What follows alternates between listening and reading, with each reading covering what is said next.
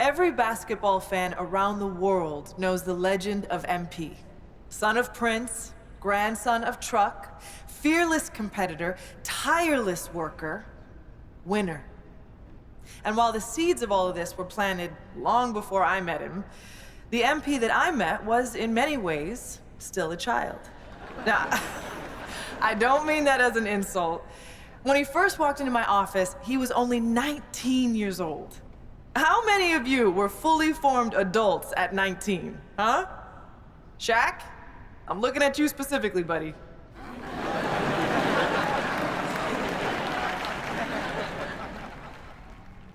Now, what do I mean when I say he was a child? Well, for one thing, he had a child's enthusiasm for the game. MP hung on my every word when we first met. Listened to everything I said like it was the most important thing he had ever heard. I mean, he really did listen. You know, he'd go out and execute something you talked about in a film session like he'd been working on it his entire life.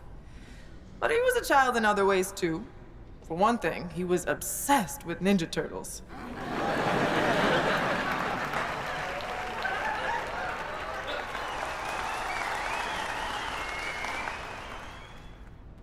I'm serious. He had the figurines and everything.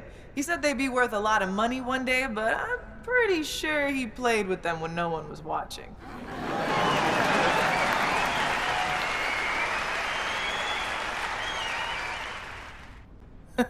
What I'm trying to say is that MP was himself, first and foremost, from day one in the league until the day he retired.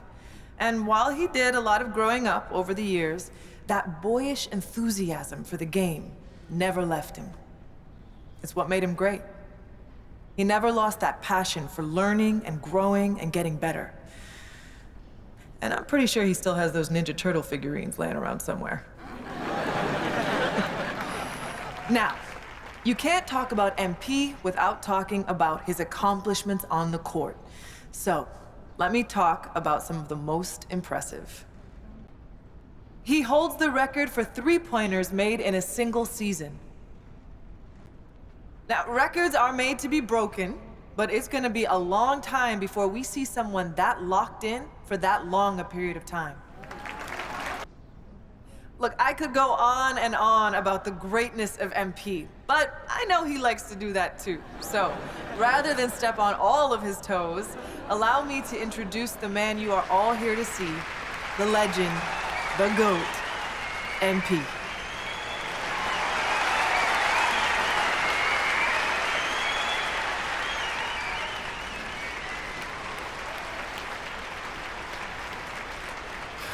Thank you so much. And thank you, Coach Warren, for that beautiful introduction. Some people might be wondering why you took a few shots at me in my extremely valuable collectibles, but anyone who knows you knows you're a master motivator.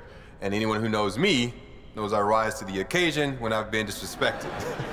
So once again, thank you. Thank you from the bottom of my heart for helping me unlock the best version of me. Like Coach Warren just mentioned, people know my story by now. They know about my grandpa, the late, great Truck. They know about my father, Prince, and how he joined the league as a cocky kid, but left a champion. And what they might not know is that throughout my career, me and my dad would have these sprawling conversations late into the night, where we talk about the history of the game and my family's place in that history.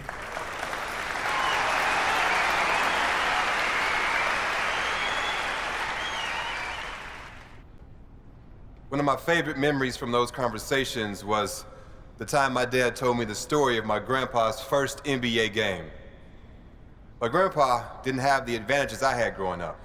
He was raised in the inner city by a blue-collar father and a stay-at-home mom. There were times when they struggled to put food on the table, but he never complained.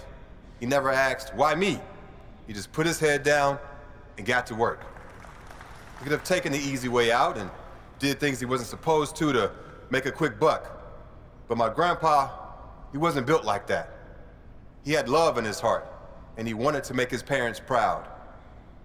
Now, don't get me wrong. if you mess with him or someone he loved, hey, well, trust me, you didn't want to do that. When it came time to fight for what was right, he never backed down. And that's the kind of ball player he was. He didn't have the most skill, but he had the most heart. He fought for a spot in the NBA like his life depended on it. Through sheer force of will, he got drafted by the Celtics in the 3rd round. He was sent to a minor league team to start his career, but he stayed ready. And it's a good thing that he did, because he only had 24 hours from the time he was called up to the time he had to guard Magic Johnson. And what did he do? He shut him down when everyone expected him to fall on his face. Nah, my grandpa, he rose to the occasion. I'll never forget the pride I saw on my father's face when he told me that story. He knew that if it wasn't for my grandpa's fierceness, loyalty, and unwavering belief in himself, neither of us would be where we are today. I love you, Grandpa. Thanks for everything.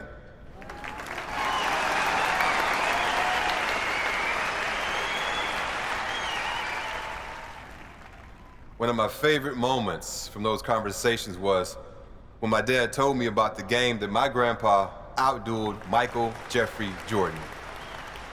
Everyone remembers Truck as a defensive force, a great locker room guy, a valuable veteran mentor who showed young guys the ropes. But what most people don't remember is that the man could hoop. And that wasn't his strength, but when he felt like the team needed it, he wasn't afraid to get into his bag. If you don't believe me, watch the game. For those who need a refresher, the Pistons lost their first 3 matchups with the Bulls that year, and Coach Daly was sick of it. So during the 4th game, when MJ went out for 11 of the Bulls' first 12 points, my grandpa got the call to come in and knock MJ around a little, bad boy style. But Grandpa had other plans. He knew that what the team needed that day was for someone to go toe-to-toe with his airness. And by the time the dust settled, defensive stalwart Truck had outdueled the great Michael Jordan. The thing that I love about that story is that it shows a side of my grandpa most people didn't get to see. He sacrificed for his family, and he was a really serious guy, but he loved life, and he loved the game of basketball. And every once in a while, that fun-loving guy would come out of his shell and show the world that you can't pigeonhole someone, no matter how well you think you know them. One of my favorite memories from those conversations was the time that my dad told me about his first game against the late, great Kobe Bryant. People might remember that my dad was on fire that game, and you might expect him to be proud of that. But it turned out to be the worst thing for him, because it gave him too much confidence. You need to believe in yourself to make it in this league, for sure. But the flip side to that is you have to stay hungry. And sometimes, when you get early success, it can go to your head. That's what happened to my dad. He took his foot off the gas and was left behind. For a little while, anyway. The great thing about this story is it ends in triumph. Rather than whine and sulk his way out of the league, he got his head screwed on straight, got to work, and ended his career a champion. Growth isn't linear. When you think things can only go up, they go down. And when you think things can only go down, hey, they go up. My dad learned that the hard way, but he learned it. And that perseverance is something I'll always respect about him. One of my favorite memories from those conversations is when my dad told me about shutting down the great LeBron James in the NBA Finals. I love you, LeBron, don't get me wrong, but this is my moment, so I gotta tell this story.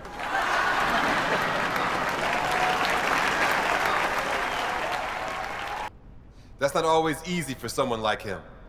My dad could hoop. He had everything in his head. But the proudest moment of his career was Game 4 of the Finals, when he used every last ounce of energy he had to shut down the greatest player on the planet. And again, I'm sorry, LeBron, but he held King James to under 10 points. Do you understand how wild that is in that moment? Lots of people still think he's some brash kid with no respect for the game. But those who knew him and love him like I do understand that he's a human being, one who learned from his mistakes and came out on the other side a better ball player and a better human being.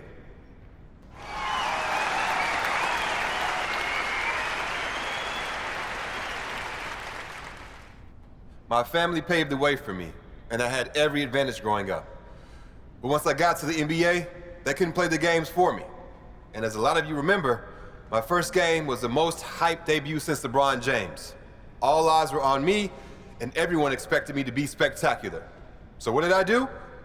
I went out there and stunk it up. I mean, I was bad.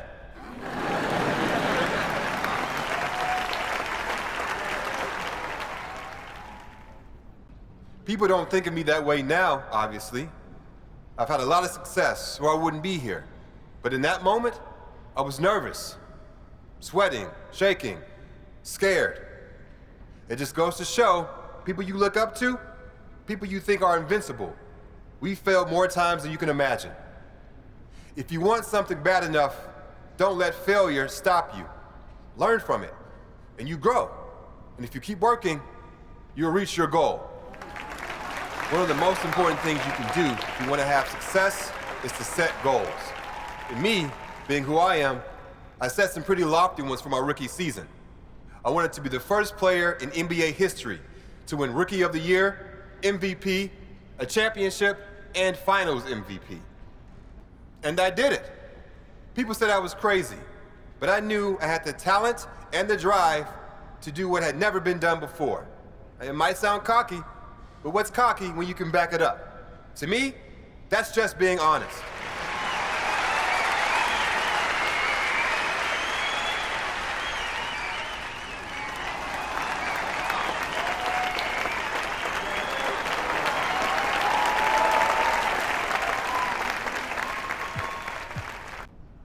When people talk about my career, one of the first things they mention is how many championships I've won. And when I meet people for the first time, one of the most common questions I get is, what's it like to have more championships than Michael Jordan or LeBron James? Most people think I'll talk about the glory, the money, the fame.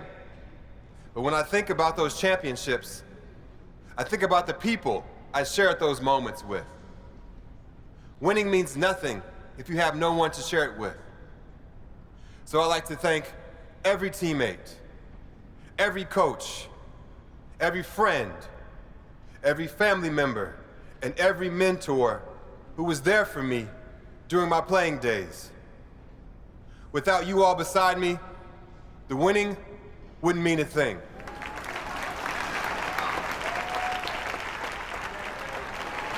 I don't want to take up too much of your time, but I do want to touch on this GOAT discussion that's been making the rounds after a couple of high-profile pundits have named me the best to ever do it. On the one hand, it's flattering. When you work as hard as I do at something like this, of course, a part of you wants to be the greatest. But what a lot of people in my situation won't admit is that so much of what I've accomplished comes down to luck. Yes, I made the most of my situation. But if I'm 5'0", basketball is completely off the table for me. I got lucky with my genes, lucky with my family, and lucky to be born where I was, when I was. So if you consider me the GOAT, well, I appreciate that. I'm proud of that.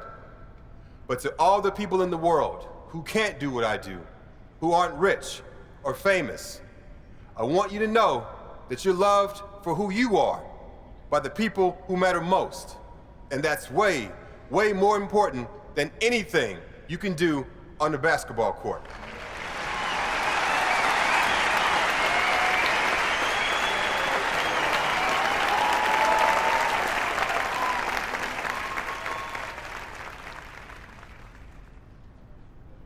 I love you all. I appreciate you all. And I thank you. Thank you for your time.